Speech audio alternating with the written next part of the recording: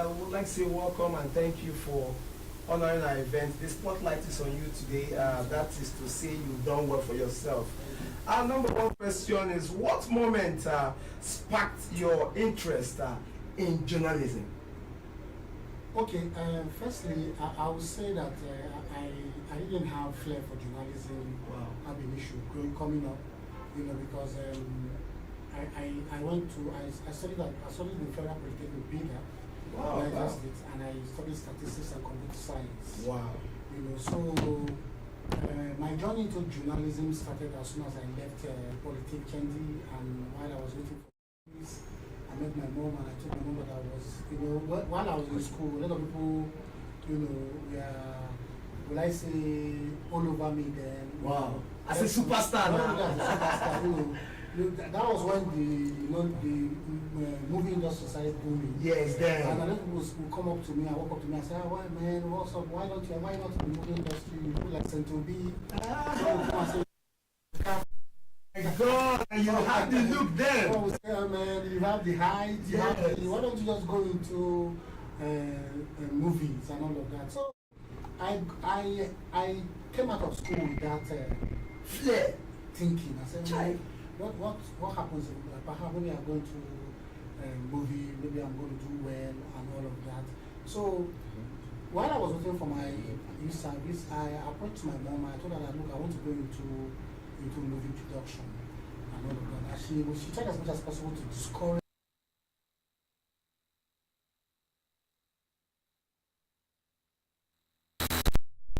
While I was doing it, as time went on, I featured in over 22 films. Wow. I have about 22 films to my credit as an actor and producer.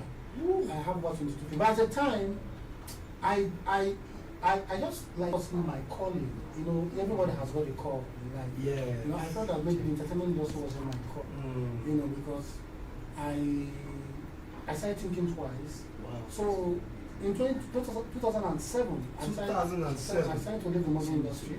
I said, look, I think the best thing for me to do is to come back to Abuja, because nothing was actually happening in Enugu anymore for me. Money was gone, roads wearing coming, and all of that. So, and the movie industry at that time was almost leaving Enugu for Asaba. And I told myself that I was not interested in movie industry. Movie industry. After 20-something films? After about 22 films. 22 films. Azima, Cold War, Lord of the Mountain, Fair Games, Corridors of Power. Wow. I'm just mentioning some of the films that I have featured in and also have also produced.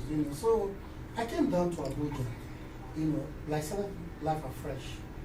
And as God will have it, I ran into my former film producer, film director, which is Mr. China Chidebema Collins, who came into Abuja. Big name. Yeah, China Chidebema Collins came into Abuja and called me, and he came to organize a program. Then we started moving around, I started supporting him. Then something happened took us into AIT. When we got to AIT, then we met Don Pedro Obaseki. Oh! Don Pedro Obaseki. Big name. Yeah, we met Don Pedro Obaseki. So at that time, Don Pedro at that time, that was when DASAT was coming up. And Don Pedro was telling, you see, I was close to them. That's why sometimes they say,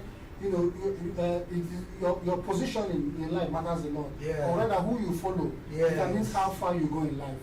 Then I followed my colleague to AIT. I didn't know Don Pedro Obaseki. So while they got talking, and Don Pedro now told my China, said, that he's even coming up with the channel. That the channel is going to be a musical channel. Wow. And the name of the channel is going to be One Mic Loud. One Mic. That's going to be employing and instanta. What's his name? China now turned to Don Pedro and said, look, that you already have one producer or a marketer that is going to work with you. Wow. Then that was how it started for me. Wow. Then the next day, Don Pedro said I should come. I went to AIT, I met him, he said, bring your CV. I gave him my CV. They interviewed me and they told me to start working. Wow. So that was my journey into journalism. But at that point in time, it was still musical journalism for me. So it's musical journalism for me. So that simply means that it was still revolving within the entertainment industry. So, but I was doing Abuja. I didn't know. I had the certificate. I already had my certificate. Looking for a job.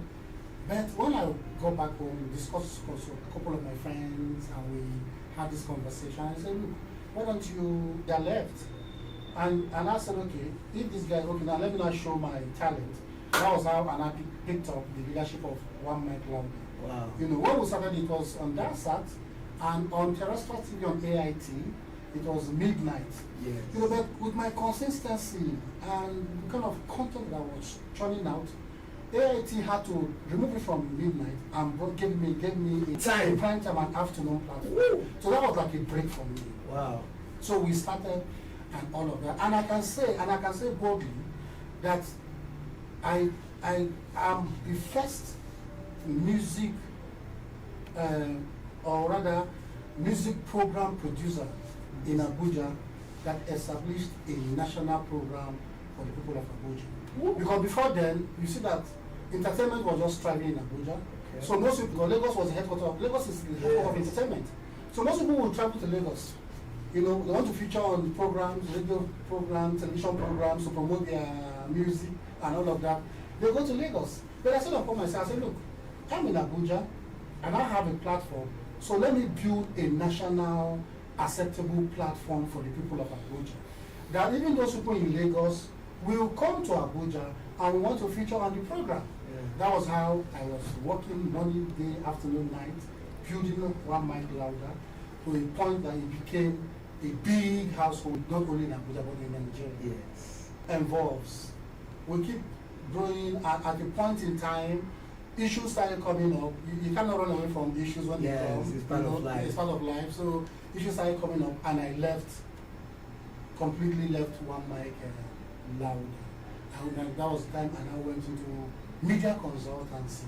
You know, but you see, fate has its way. Yes. Because even while I was doing entertainment, I still felt that wasn't my calling. That wasn't my calling at all. My calling was leadership and governance. Wow. Yeah, you know. So as soon as I left One Mic Louder, 1 year after, then my uncle, Senator Ita Amori, wow. now was now elected as the senator representing my Delta Central senatorial district. Yeah. And when he came to Abuja, and he took me in as one of his PAs into the National Assembly. So while I was in the National Assembly, I kept looking for a vacuum. But I said, okay, since I've got the opportunity to be in the National Assembly, working as a PA to Senator Amori, what is next for me? Senator Amori will come here and spend 4 years. Now I have come to National Assembly. I don't want to leave National Assembly. So that was the time I started looking for something. What is that thing that I know as a leader?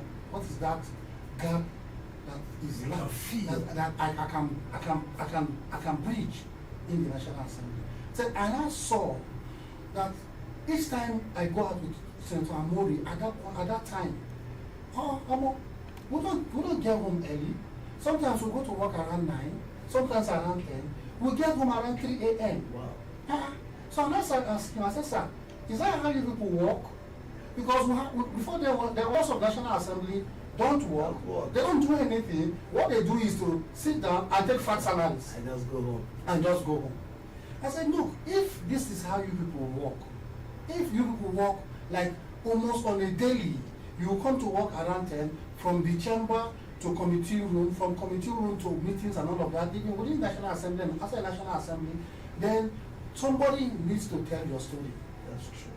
Somebody needs to let the world know that even apart from the fat salaries and the allowances that people think that you people collect, that you people really actually work.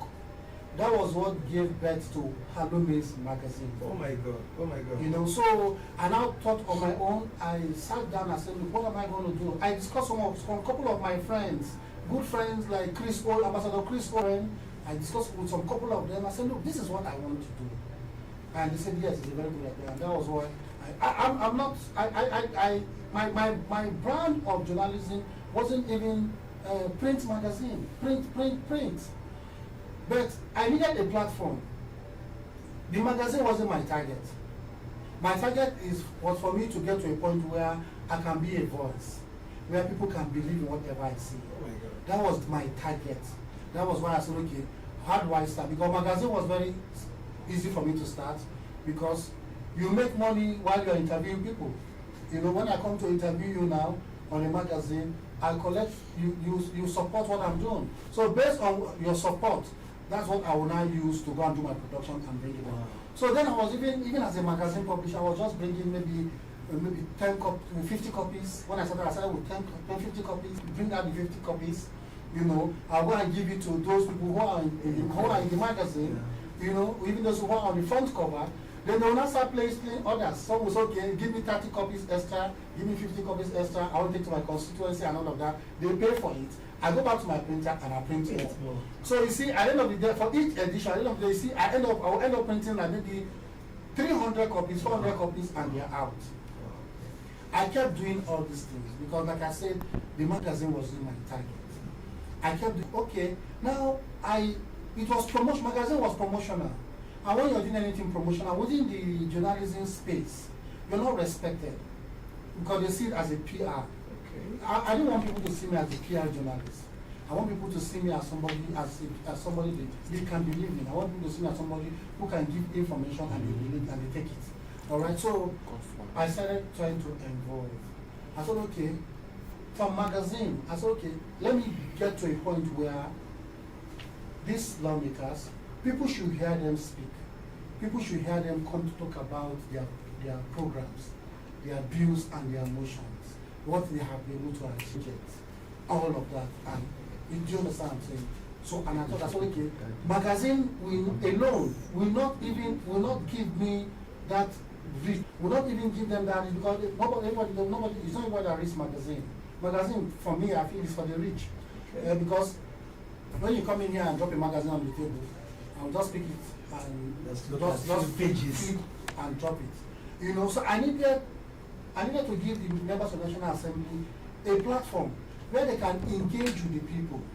All right, where the downtrodden, not the rich, because before then they used to attend programs on television and all of that. Then I needed the lawmakers to connect to the people in the grassroots. All right, not the rich. So I said, okay, how do I do about it? What do I do? I said the best thing to do is to take them from National Assembly and put them on a radio platform. It's not for it's not for the rich. It's for the downtrodden. It's for the grassroots. I said, okay, what do I do? Which platform am I going to put them? And I went found all the whole platforms in Abuja there. I said, okay, I saw that Armed Forces Radio was that platform that connects, that even gets even outside Abuja, using all the social media platform to send it out. That was how I now launched HALLOWMACE on radio. Oh my God, HALLOWMACE on radio. Yeah, from magazine, I went into HALLOWMACE on radio. So I'll pull them from the National Assembly and I'll take them to radio. And I'll say, come and speak to people, Nigerians. And Nigerians embraced it. A lot of people embraced it. You know, gradually, it started becoming a super brand that has to be a brand, a parliamentary brand in Nigeria. People call us, sometimes people call us from Lagos, some people call us from Maiduguri, and all of that. So but at the time also, and I also felt that even the radio platform wasn't enough. Okay. Only bringing them audio on Thursdays on Armed Forces Radio wasn't enough. And I had to expand. So that now took me to Democracy Radio. Oh my God. Where I expanded. I said, okay, instead of doing just once in a week for them, let me do 2 times in a week. All right? So that's what we did. So, and I kept evolving. I got to a point where I said, look, is it just talking on television? Is it just talking on radio? And even interviewing them on magazine that's going to solve that's going to close the gap. Okay? I got to a point where I said, okay, no, you know what we're going to do? Apart from talking on radio, on television, magazine and all of that, let me have a forum where they can engage with the people physically. Physical engagement. Physical engagement, not just on radio. So when you call a senator on radio, you know, the senator perhaps wouldn't even give you enough time. I said, I need a platform where I can bring members of the National Assembly, out of National Assembly, and invite the general public to a forum where we can all sit down and deliberate on burning issues. So that was what gave birth to the National Legislative Conference. Oh my God! You are talking like a spirit. You are entering my questions. Yes. By your discussion and trying to amplify who Anderson really is. Yes. You've answered question number 1. You've already answered question number 2, and you are doing what you do. Commitment. Yeah, and at a point you get to a point in life where you see there's something we love. All right, and I told you, I've always, all right, so because before now, even when the military was there, the executive was there, the judiciary was there, but the legislature was out. So I'm passionate about the legislature. You see, that passion that I have is the reason why I've remained. A lot of people have told me, so look, your first love, whether you like it or not, whether you're doing, your first love remains the entertainment industry. Yes. And I've told them, I said, I will come back to the entertainment industry. But I'm taking my time. Maybe perhaps I'll come back even as an investor, probably even as a talent hunt, maybe trying to get 1 or 2 talents to promote, or maybe probably coming in as a movie producer or executive producer and all of that. You see, that's what I'm saying, that everybody has got a first love. My first love is democracy, governance, leadership. That has been my calling. All right, so you see, so gradually like that in life, I feel that as Anderson OSIEBE, I've tried as much as possible to contribute my own quota to the development of this nation through what I do within the parliament. I moved my office to inside National Assembly so that I can work with the legislature on my mind. I can work with it, I can sleep with it, and I can wake with it. Oh my God, you deserve a round of applause. Okay, at this point, what inspired you, that inspiration, that motivating factor that made you start hosting government conferences? I've attended once, I've performed in 2 of your conferences where, by the grace of God, you host the likes of the number 2 citizen of the National Assembly and numerous lawmakers. You see, like I told you, I was giving you a story. Yes. Because I said I gave you a story from the magazine, to the radio, all right, to what led me to even organizing a conference, because I felt it wasn't enough. It wasn't enough. I wanted that physical interaction, that connection between the Nigerian people and the parliament. So that was why I established the National Legislative Conference. It's the biggest by a single individual, by a single organization. And I can tell you, I make bold to say that on this your platform that we don't get any financial support. What we do is believe in the legislature to do that. And the program is on the 7th edition this year. Do you understand? So you see, it's a story, and I have a story. That's why I say my story. Time I tell my story could inspire a lot of people. Okay, because people like us didn't come into this town. We came into this Abuja with nothing. Wow. Even with the fact that my mom lives in this Abuja. I still found it very difficult. Wow. To pick, but you see that perseverance. It's that can-do spirit. That look, this is what I want to do, and I know I will be able to achieve it. It just take you time. But whether you like it or not, it must definitely come to pass. That is what has been keeping people like us to be. And I can tell you that I don't know. I know that the legislature appreciates what I do within that space. Oh my God. Okay, because I've got some couple of recommendations, even from the Senate President, even from the Speaker, to say thank you for what you do within the parliamentary space. Not that we don't see you, we see you, okay, and all of that. So it's more than enough for me. Wow. It keeps me going, and it makes me stronger and even want to do more. Okay, so that's the perseverance. The love for the legislature, is my driving force. Okay, how do you balance journalism and media entrepreneurship?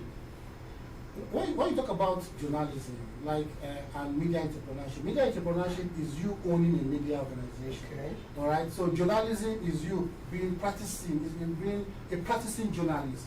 Okay. So now when I established HALLOWMACE communications. You know, I try as much as possible to make sure that I'm not.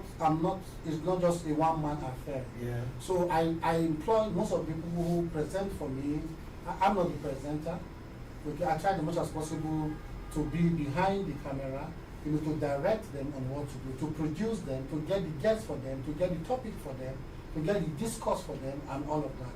Then I allow them to also, you know, do the presentation, because you cannot be a presenter at the same time and be a media entrepreneur at the same time. It's going to be somehow, you know, tedious for you.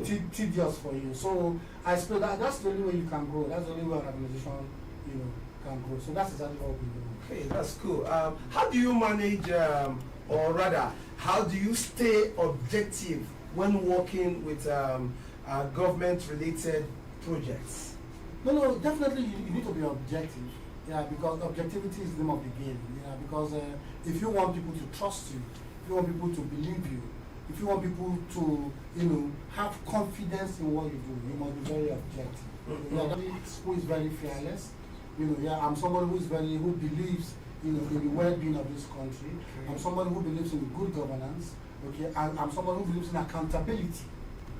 So you must be objective. Whatever you try to do, except you don't want to be, it's just like this your platform now. Yes. You know, for you to be reckoned with, for you to be respected, objectivity must come in. That's true. Like you must have a goal, you must have pursuing, and at the end of the day, the result you're bringing back to the people must be something that is digestible. Okay. It must be something that the people know that, look, since it's coming from stainless, then this thing must be true. I've gotten to that point within my parliamentary reportage and advocacy. I've gotten to the point where people believe, because whether this person is your friend or not, you have to make him say the truth. You have to make him understand that, look, you have, in this particular place you've not done well. In this particular place you've done very, very well. What you're saying now is you are now a bridge now to the layman and the legislator. Yes, and that was the passion. goal. That was the goal ab initio.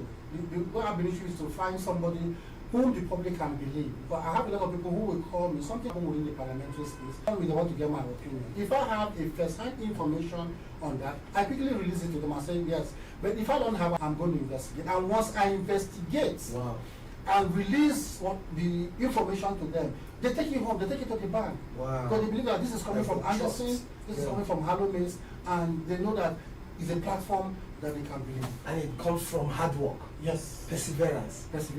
And dedication. Oh my God, I need to clap for you. Okay, what's the role of the media in today's society? You know, positive, negative. The role is enormous. You know, the media is the heartbeat. Oh my the God. media should serve as a bridge between the people in government and the public. Yeah. That is our job. Our job is to disseminate information. Okay. Our job is to disseminate the right information. The right information. The right information. Yeah, because, and let me tell you, you see, I've always told people, I say, look, no matter what situation or where you find yourself, try as much as possible to be different. You begin to hear all this notion like what we practice in Nigeria is a brand envelope kind of journalism. Yeah, you know, which is PR kind of journalism. Oh my God. Yeah, where you say, okay, somebody gives you an envelope, and the person wants you to tint the story in his favor. You know, so we've seen a couple of journalists in Nigeria who have stood their ground and all of that, who have said, and that's one of the reasons why I didn't say, look, you know what, magazine should stay for now. Yeah. HALLOWMACE magazine should stay for now. Does anybody want to do it? I can give him to go and do, but I don't want to do magazine anymore, because there's no way you do magazine that you will not compromise. Betting corners. Yes, you will not compromise, because you need their money to fund your magazine. Yes, true. Because anybody you interview, you cannot interview somebody that you're going to, after interviewing him, you go and say something against him. You know, it doesn't make any sense. So it's better you don't even collect the person's money and do your job. You know, I've told a lot of journalist friends or my friends who are in the media, I say, look, apart from media, look for something else you should be doing too. You know, because for me, I've told them, I said, media is like a passion for me. Media and media parliamentary advocacy is like a passion for me. But it doesn't put food on my table. It doesn't, because I have a lot of things that I do. I'm into property. I do a lot of things that gives me money that I even use to even fund my media work, because that's my passion. That's where my passion lies. Okay, so I do other things that gives me money. That's the #1 power. Yeah, so when I get money, I come and I will sink it in the media to build the platform that I love.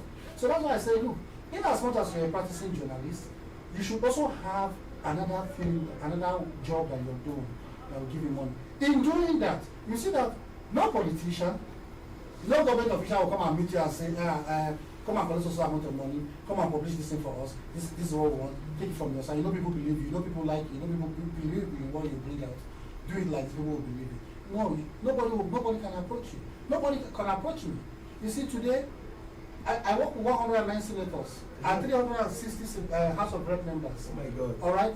37 or 36 speakers of the House of Assembly, and even their members. Wow. You know, so but nobody, you won't hear anybody who has said that because I didn't give Anderson money, Anderson wanted to publish wanted to say something against me. I wouldn't do that. Even though I will avoid you. Yes. Okay, so because I've come to understand that, look, this is a job that you've taken, this is a job that you have taken to make sure that the people are rightfully informed. So, for you to do that, you must stand your ground. Or else, you do after some time, you get tired and you corrupt you into their system. Wow, wow. One dirty fruit can spoil others. Just in 5 seconds, help me adjust or remind those quack. You see in every event, you just see somebody just print one logo and say they are from so media house just to collect peanut or envelope. What do you have to say to those guys? No, you know, basically, even I've seen them. I've even ran into them in some couple of events. You know, there are events that are organizations, and you see them come. They are from so and so. And I tell them, I say, look, one of the things that will give you respect as a journalist is for you to even go to where you're not invited. Even generally as a person. If you hadn't invited me here, I won't be here. Yeah, that's true. There's no point going to where you're not invited. Why should you do that? Okay, but that's what I'm saying about that brand envelope journalism. You see, let me tell you, one of the major problems we are facing in this country, like I can tell you today, is the issue of structure. So everybody's looking for so much infrastructure. So you see, and most of them work in media houses, they don't even pay them. Big media houses, they don't even pay them. I'm aware of a media house that does disengage some of its staff without even paying them off. Wow. Do you understand what I'm saying? So you see, a lot of things happen within the media space that needs to be corrected. See, so most of the time, when you see those people, I don't even blame them, because perhaps maybe they're even coming to even get something to even take home. But I keep saying that, look, if you find yourself in a junction that is not taking you home, that can't take you home, quit that profession. Okay. Yeah, quit it, because I don't see the reason why I should be in a job that is not even enough to even buy me one good trouser to wear. So why should I want to remain there? Why should you want to remain in journalism when you know you're not even making a headway with journalism? Why don't you look for something else to do? Do you understand what I'm saying? Wow. See, let me tell you, this journalism, media is a very good profession. That's true. It's a very good profession. If you handle it well, if you know what it takes, if you know the respect behind journalism, if you know the respect behind when you see people like Shaw Akimboloye of channels, you see the other guy of Arise Television, you see all those people, you know, you admire them, you respect them. Yes. No, I look and say, why can't you be like them? Because these are people who believe in what they do, okay, and they build themselves over time to find themselves where they are today. So if you find yourself in a situation where that is not working for you, my brother, quit. All right, he said quit if you're not enjoying what you're doing. If you're not invited, don't go there. Okay, in here at Mass Media, we teach and we help you know the positive side of AI. Now, as a media expert, what do you think about AI, and how can AI improve journalism and presentation? You see, AI today is where everybody is. Yes. You know, AI today is where everybody should be. Wow. You have schools today, you have universities Wow. who have AI as a course. I'm as one of its courses. Wow. You know, so AI is where everybody should be. Okay. If you're not grounded in the business of AI, you don't know how to use it, go and learn. Wow. Because that is where everybody is going. That's It makes the job faster, it makes it easier for you. Now, but the disadvantage of AI. Wait, before you say the disadvantage, now I want you to adjust your words. If you don't know AI, adjust it to go to mass media. Please help me say Okay, if you don't know know about AI, go to mass media hub. Oh my God, okay. Alright, tell us the danger. Now, but you see the disadvantage of AI. Okay. Let me say the disadvantage of AI. Okay. The disadvantage of AI is that a lot of people are losing their jobs. Wow. You know, things that ordinarily human beings you are doing, all right? Yes. AI now is not doing. Yes. Now, if today now, maybe perhaps I have one ailment, Wow. I'll just go down, I'll just go to AI and ask questions, and AI will tell me what I'm going to take. So you see that I don't need a doctor anymore. Oh my I don't God. need to go to the hospital. Oh So my that God. hospital you're supposed to go to Oh my go God. and pay a doctor to consult for you. That one is off, so the doctor now doesn't Oh my have money. God. Oh You my see, God. everything that has an advantage has a Disadvantage. disadvantage. Oh, okay. So you see, a lot of people are losing their jobs. So because you see, they just do whatever they want to do, and those things that human beings we are doing have an issue. Then AI now is not doing them. Oh my God. So what do you need a human being for? So that's one of the disadvantages of the AI. introduction of AI, AI. which is not too good. Which is not too good. Okay, you've heard from the CEO, HALLOWMACE presenter on Armed Forces Radio. We will go on break, and when we come back, we will ask Anderson some technical questions that will make you happy. We'll be right back.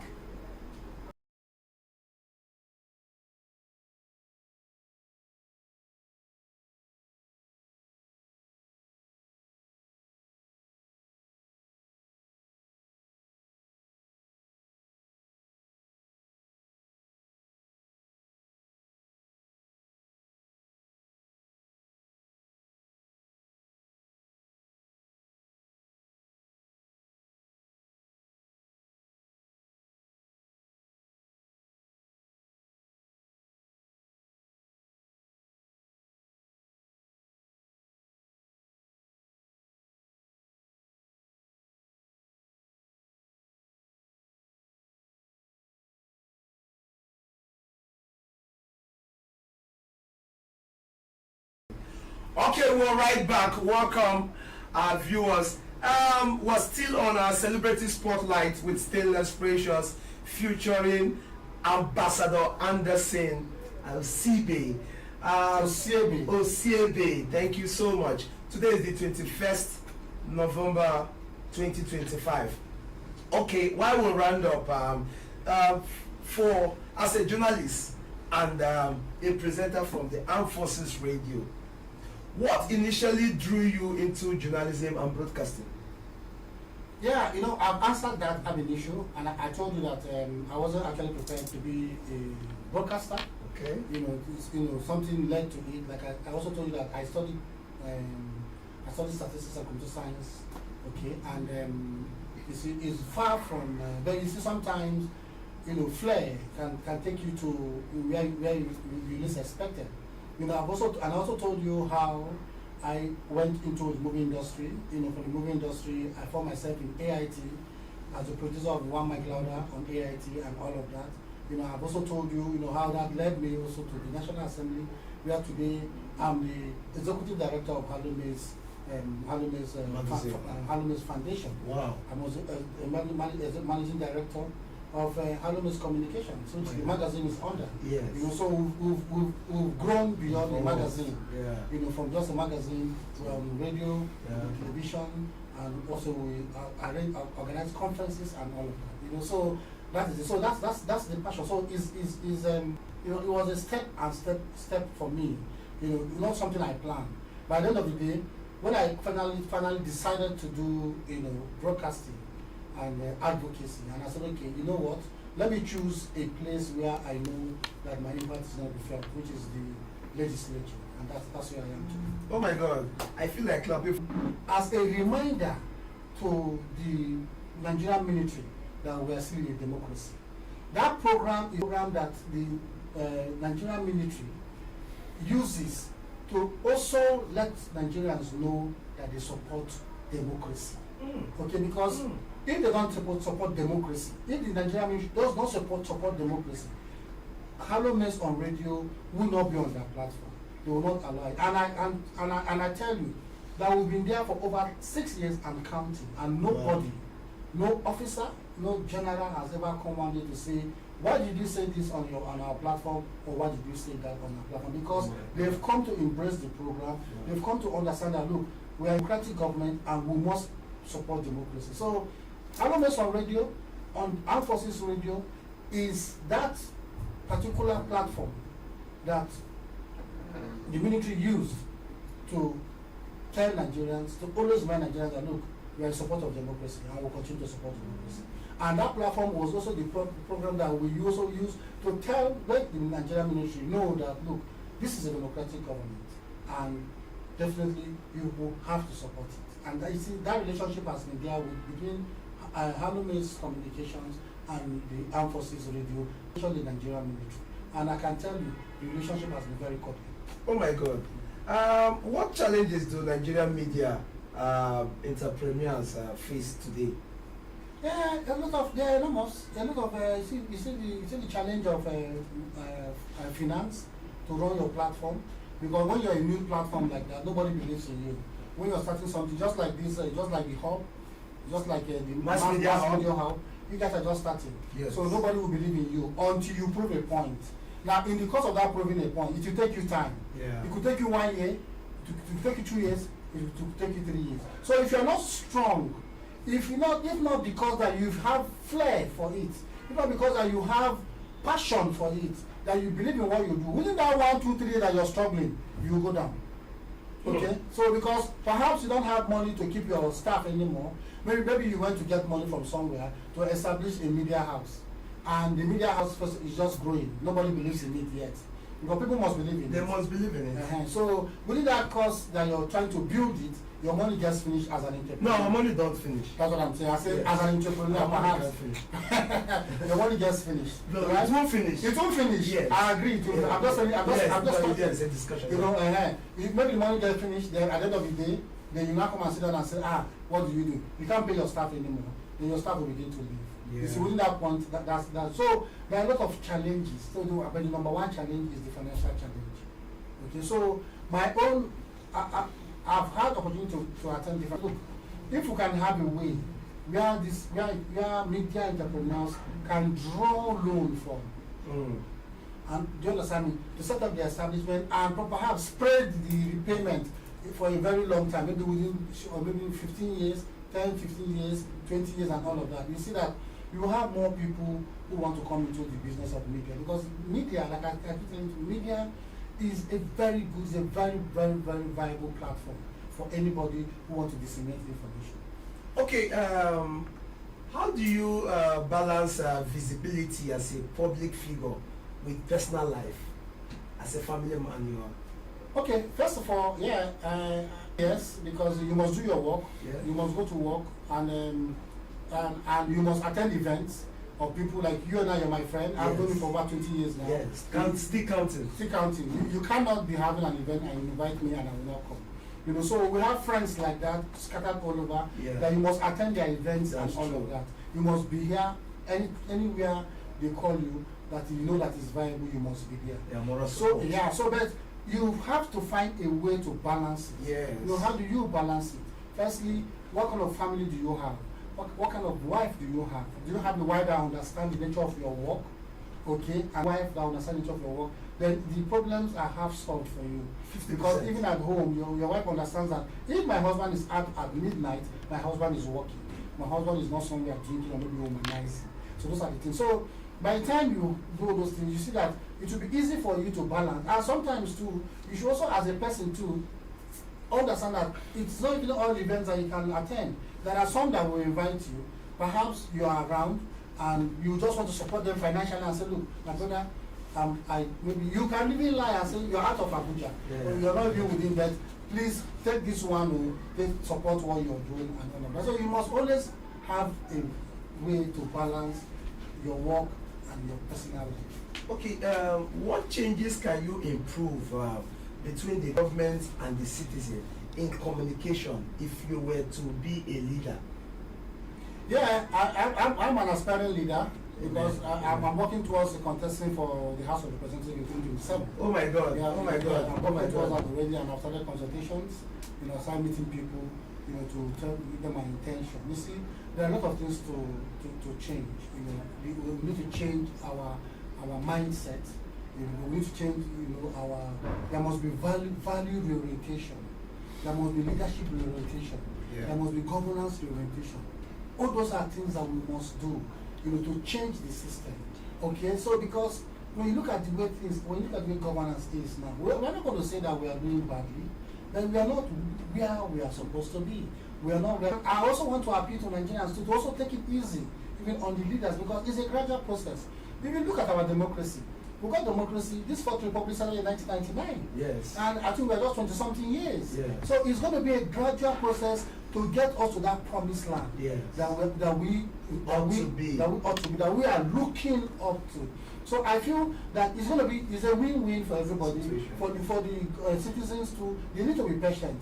Then for the government, they also need to up their game. Yeah. Okay. I'll give you an example. Look at the level of insecurity. Look at how insecurity is ravaging. It's heartbreaking. Today you hear that children, school girls are kidnapped in Kebbi. Tomorrow you hear that there's an attack in Kwara. Today we also heard that there's an attack. School girls were attacked in Niger. We lost a general. Like, I feel like crying now at this point. Can we progress? We lost a general. It's heartbreaking. So you see the level of insecurity. And let me tell you, I have said this in a couple of times. I said government must wake up. And let me tell you why government must wake up. Because you know why government must wake up? Because government know these people. Oh my God.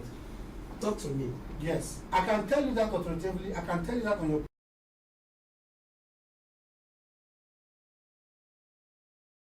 today is politically motivated. Oh my God. And you cannot tell me, see, let me give you an example. Now, we had a couple of weeks back that there was a coup in Nigeria. That some military guys tried to overthrow. They said allegedly. Allegedly. Yeah. But we also heard that some of them have been rounded up and they were arrested, right? That was intelligence leak. How did you know that some set of people were planning to overthrow the government allegedly? We have them today now. They are in the guard room. All right. So that if they could get that kind of level of intelligence, why can't they get that intelligence too in the area of insecurity that is happening? Trapping these young men in Nigeria right now. And I'll tell you, secondly, it has to also might also be sabotage. Oh my God. Because we also heard them before yesterday that the girls in Kebbi, their location, was revealed. Their location was discovered. Oh my God. And meanwhile, the soldiers were on their way to went on a rescue mission. Before they could get home, they were ambushed.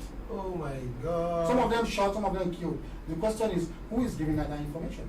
Oh my God. So you see, there's a level. That's why I say, look, this what is happening today is not as if government does not know. It's just that government does not have the political will to go after the sponsors. Because the moment you hit the sponsors, you hit their finances, you neutralize them. When you hit the shepherd, because government know. But unfortunately for them, they don't. It's the political will to do that is not there.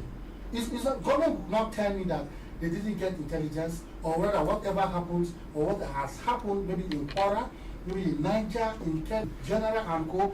They don't know that there was intelligence. It's just that the political will wasn't there. So government must up their game. And the citizens too must also be patient and also pray for the leaders. Yeah. Okay, before we round up on this beautiful segment, very amazing. There are some persons who see Anderson now. I love this uncle. I want to be like this uncle in less than 2 hours. What do you have to tell them that it's not rosy like that? What I am today, today I go to forums and people address me as Anderson OSIEBE, the Executive Director of HALLOWMACE Foundation, the Chief Executive Officer of HALLOWMACE Communications and all of that. Okay. Now all those things didn't take me a day to achieve. Yes. It has taken me over 15 years If I remember right from when I left school, I went to even the what do you call it, the movie industry to go and hustle. It is also part of the journey. I came back, went to AIT to go and be a producer on one. It's also part of the journey. And today, they see me today, by the time they see me side aside with a senator or a member of the House of Representatives, they think it was something I achieved overnight. Yeah. It wasn't. I built it, something I built over 15 years and still counting. So I want to say that, look, everybody, let me tell you, there's no shortcut in life. Oh my God. If you follow shortcut, you'll be cut short. Oh my God. And that's why I feel bitter, you know, when I see our young men who are supposed to use their talent to achieve, to help themselves, see them into Yahoo, see them into internet fraud and all of that. That same passion that you have for the internet, that you can defraud people, you can also use to do good. It was somebody that discovered AI. That's true. It was somebody that invented AI. That's and true. Today, AI is what is accepted globally now and all of that. So I say that be patient, work hard, and have a goal. You cannot wake up as a person, as a man, and say you're just hustling. You don't have a target. What is your target? What do you hope to become in future? Like I've always told my mom, I say one day I want to be the president of the Federal Republic of Nigeria. I want to rule Nigeria. Now I've found myself in that space, in that line, and I'm building it gradually, and I'm coming and growing with it. But tomorrow now, they say Anderson is the president. And they say, how did it happen? But they don't know that it's something, was a gradual process. I kept building it, I kept building it. For a long time. Yes, and today this is where I am. And I'm still building. I have not gotten to that point where I want to become, that I will sit down and relax, okay. So, whatever you do in life, you know, just have a target. Whatever you do in life, have a focus. You must be focused in life. Alright? You must be. Rome wasn't built in a day. Oh my God. You see, let me tell you. In life, you see, I'm going to use statistical. Let me go statistics now. You see, momentum before collision is equal to momentum after collision. Oh my God. And is equal to 0. Now, what that means is that whatever you do, that you focus, that you're not focused. You do it, maybe probably you're looking for what to eat. You don't have a target in life. You're just moving around. You're just, it will still bring you back to that same point that you were. So what that simply means is that whatever you do, be focused. Oh my God. Keep pushing. Wow. Perseverance, wow. Dedication, and passion will lead you to wherever you want to get in life. All right, viewers all over the world, watching us from YouTube, Facebook, Instagram, and all our platforms. Our spotlight today is on Anderson OSIEBE, the Executive Director, HALLOWMACE Communication, and of course the presenter on Armed Forces Radio. This is the far we can go, and here at Mass Media Hub, would like you to keep us on your timing, glued to the screen, and of course wait for the next guest. Today our spotlight is on Anderson OSIEBE, and of course I know you have enjoyed all he has said. And stay tuned. We'll be right back as we'll allow Anderson to give us a shout out. Thank you so much, and God bless you.